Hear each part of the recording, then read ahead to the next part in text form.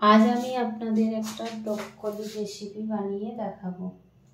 Broccoli রেসিপির জন্য কি কি লাগছে আমরা দেখে নিই।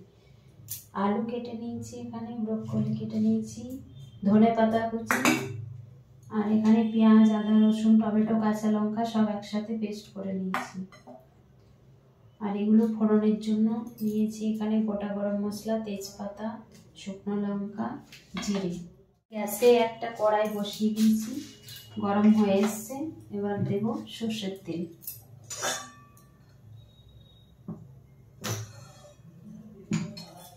প্রথমে ব্রোকলিটা ভেজে নেব।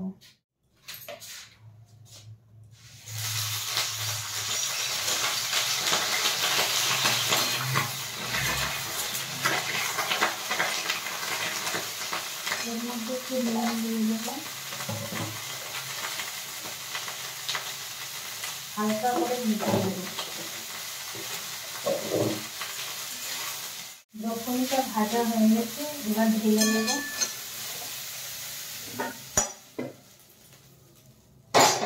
এবার আলুটা ভেজে নেব।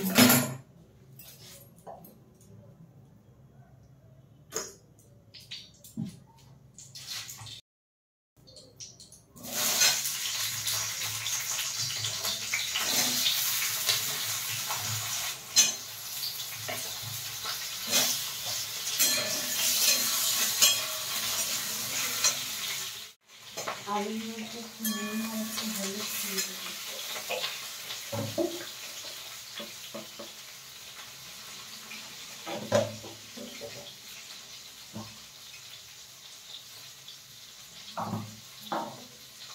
ভেজে নেব লাল লাল করে। আলুটা এবার তুলে নেব এর মধ্যে।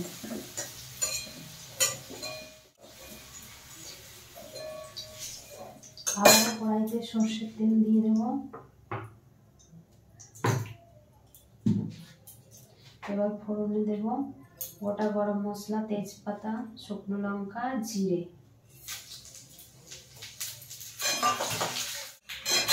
এবার ভাজা ভাজা হয়ে আসলে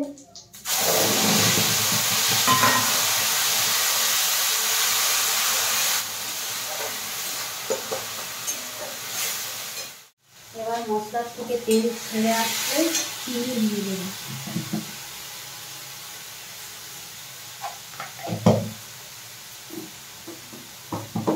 পরিমাণ মতো নুন দিয়ে দেবেন, পরিমাণ মতো হলুদ গুঁড়ো দিয়ে দেবেন, জিরে আর ধনের গুঁড়ো দিয়ে দেবেন।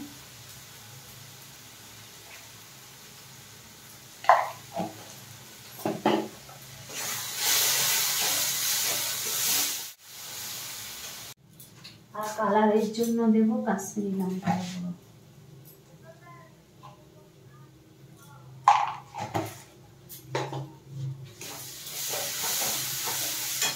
এবার সামান্য একটু জল দিয়ে কষিয়ে নেব।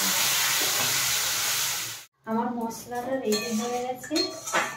এবার আমি এইগুলো ঢেলে খাবো। এবার একটু কষিয়ে জল দিয়ে দেব।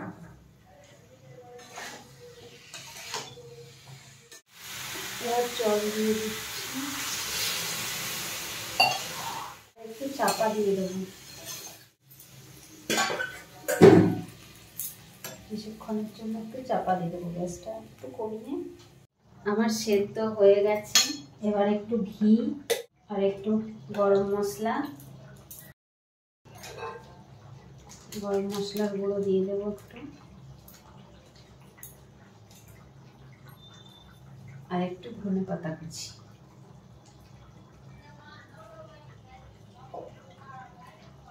এবার নামিয়ে নেব। আমার রেডি হয়ে গেছে। আমি এবার একটা বাটিতে ঢেলে নিচ্ছি, গ্যাসটা অফ করে।